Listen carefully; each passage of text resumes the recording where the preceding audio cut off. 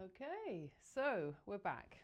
This is Iyengar Yoga Tip of the Week, and the first video that I didn't have any sound, so I'm really hoping this is working now. My name is Rachel Lovegrove, and you are on the subscriber version of my Substack. And each week I'm going to upload a new video on some aspect of Iyengar Yoga.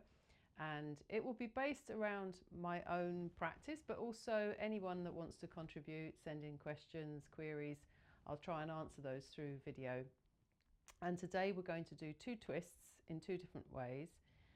This short practice is just a taster for you. And if you're a beginner to yoga, you really should go to a teacher first, get some practice. But everything that I'm going to be doing on screen will be modified to suit those people that don't have any experience as well as those that do.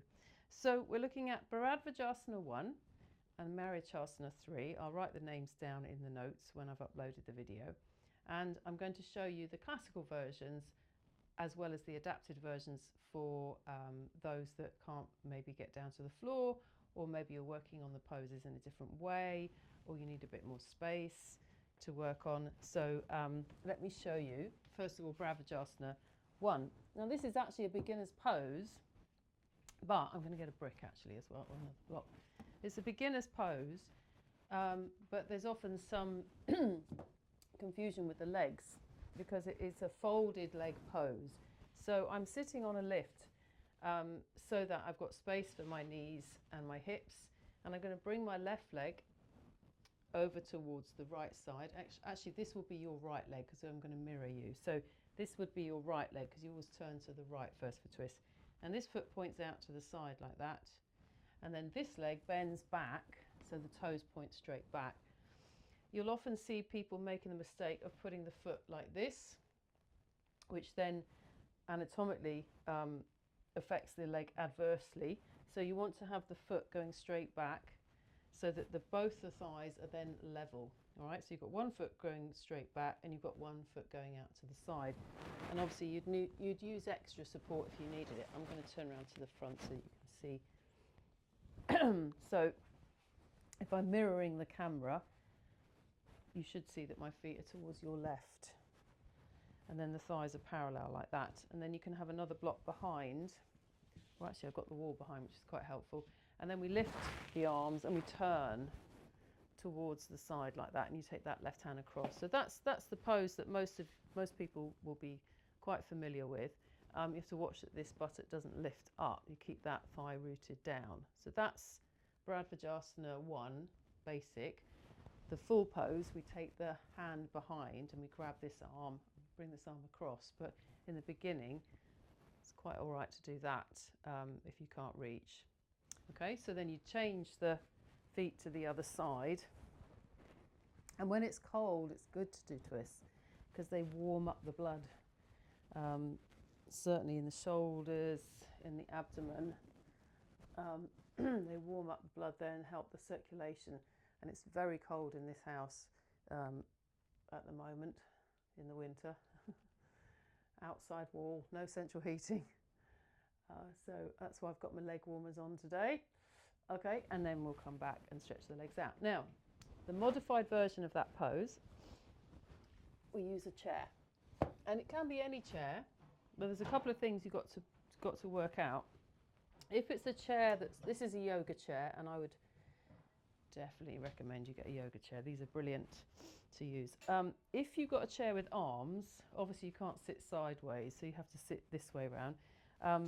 But it's nicer if you can sit sideways because then you can turn to the back of the chair and you've got something to hold on to. And you have to make sure that your knees and your hips are in one line. So for example, if you were on a tall chair, so your buttocks were up like that, you'd need to lift your feet up. And if your knees are higher, then you have to bring your buttocks up so that the thighs are parallel to the floor. And you can have the feet together and the knees apart, or you can have the feet slightly apart, lots of different ways. You can even do, I sometimes give this to my students, and I put blocks in between the knees for them to squeeze, so it grips the hips. And then when you stretch your arms up and you turn, you've already got this lift. So you turn like this, and the hands hold the back of the chair, elbows nice and wide. And avoid sort of really forcing yourself around. You've got to try and find that balance between effort and ease. So you keep the abdomen soft.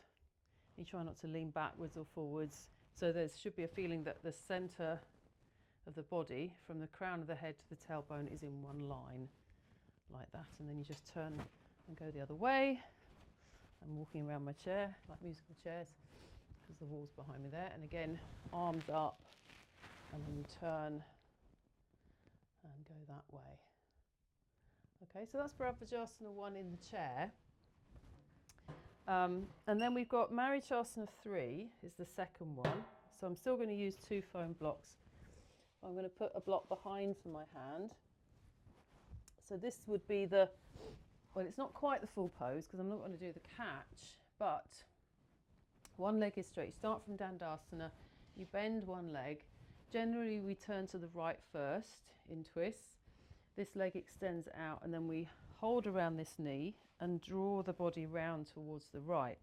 You've got to lean back slightly to get the belly round if you've got a belly, and then sit upright, and then you hook your elbow across like that. Now if that's not possible, if you're sort of struggling, you just bring your arm around the front like that. Okay, and then eventually we catch the hand behind the back. Eventually. Okay, and then you change, do the other side.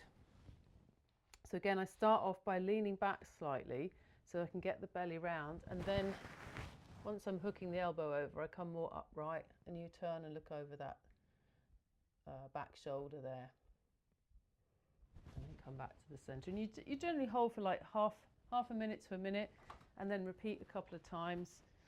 And they do get easier. Now, the other version of this one is really good for your lower back if you've got back issues.